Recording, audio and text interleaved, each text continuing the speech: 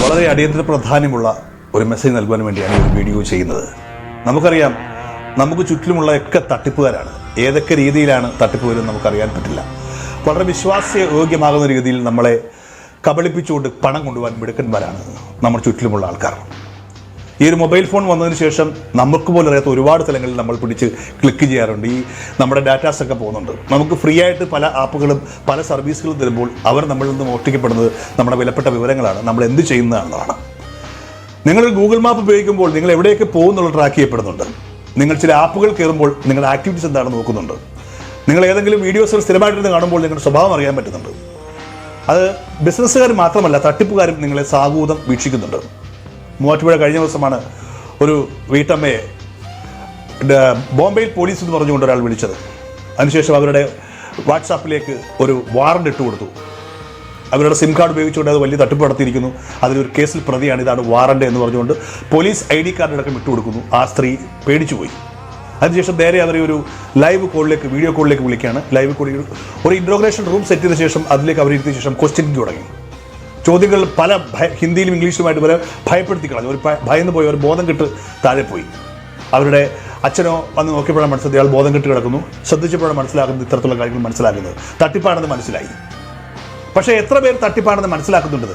പലപ്പോഴും നമ്മുടെ വിലപ്പെട്ട ആധാർ നമ്പരും നമ്മുടെ ബാങ്ക് അക്കൗണ്ട് ഡീറ്റെയിൽസും ഒക്കെ അവർക്ക് പറഞ്ഞു കൊടുത്തു വരും. ചില OTPകൾ പറഞ്ഞു കൊടുത്തു വരും. കാരണം വിളിച്ചേക്കുന്നത് ഒരു ഉന്നത പോലീസ് ഉദ്യോഗസ്ഥനാണെന്ന വിശ്വാസത്തിൽ നമ്മളതൊക്കെ ചെയ്തു കൊടുത്തു വരും.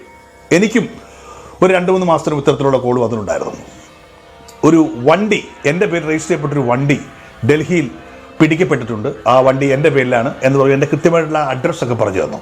അതിനുശേഷം അവർ പറഞ്ഞു, നിങ്ങൾക്കെതിരെ ഒരു വാറണ്ട് ഉണ്ട്, നിങ്ങൾ ഡൽഹിയിലേക്ക് വരേണ്ടി വരും എന്നാണ് അവർ പറഞ്ഞത്. ഒരു അഡ്വക്കേറ്റ് ആയതുകൊണ്ട് ആ ടോണിൽ തന്നെ എനിക്ക് മനസ്സിലായി ഇത് തട്ടിപ്പാണ്. ഞാൻ 5 ചോദ്യങ്ങൾ അങ്ങോട്ട് ചോദിച്ചു. നിങ്ങൾ ആദ്യമായിട്ട് എനിക്ക് നിങ്ങളുടെ എനിക്ക് FIR കോപ്പി അയച്ചു തരും, 2 കംപ്ലയിൻറ്റിൻ്റെ കോപ്പി അയച്ചു തരും, നിങ്ങൾ ലോക്കൽ പോലീസിനെ ഇൻഫോം ചെയ്തിട്ടുണ്ടോ എന്നെ അറസ്റ്റ് ചെയ്യുവാൻ അല്ലെങ്കിൽ എനിക്ക് വാറണ്ട് തരുവാൻ എന്ന് ചോദിച്ചു. നിങ്ങൾ ഡെസിഗ്നേഷൻ ചോദിച്ചു. എൻ്റെ ചോദ്യങ്ങൾ വളരെ റാൻഡമും പെട്ടെന്നുമായതുകൊണ്ട് തന്നെ എതിരാളിക്ക് പെട്ടെന്ന് പണി മാറത്തുകൊണ്ട് അവൻ ഫോൺ കട്ട് ചെയ്ത് പോയി, ഡിസ്കണക്ട് ആയിട്ട് പോയി. പക്ഷേ നിങ്ങൾ എത്ര പേർ ഇങ്ങനെ പെട്ടെന്ന് ചോദ്യം ചെയ്യും?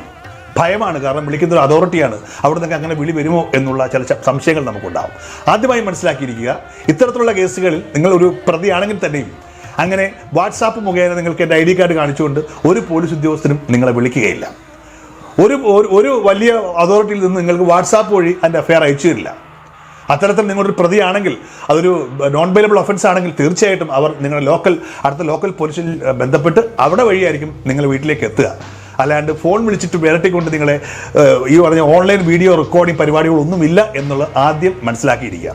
പലപ്പോഴും ഇവർ വാച്ച് ചെയ്യുന്ന നിങ്ങളുടെ ആക്ടിവിറ്റീസുകളാണ്, നിങ്ങളുടെ കാണുന്ന വീഡിയോസുകൾ, നിങ്ങൾ എന്തൊക്കെ നോക്കുന്നുണ്ട് എന്നൊക്കെ ശ്രദ്ധിച്ചുകൊണ്ടായിരിക്കും. നിങ്ങൾ പോലും അറിയാതെ നിങ്ങളുടെ ഇരിക്കുന്ന മൊബൈൽ ഫോൺ ഒരു സ്പൈ വർക്ക് ചെയ്യുന്നുണ്ട്, നിങ്ങളെക്കുറിച്ച് കാര്യങ്ങൾ ചോർത്തി കൊടുക്കുന്നുണ്ട്. അത് ബിസിനസ്സുകാർ ചോർത്തുന്നതോടൊപ്പം തന്നെ തട്ടിപ്പുകാരും ചോർത്തുന്നുണ്ട്.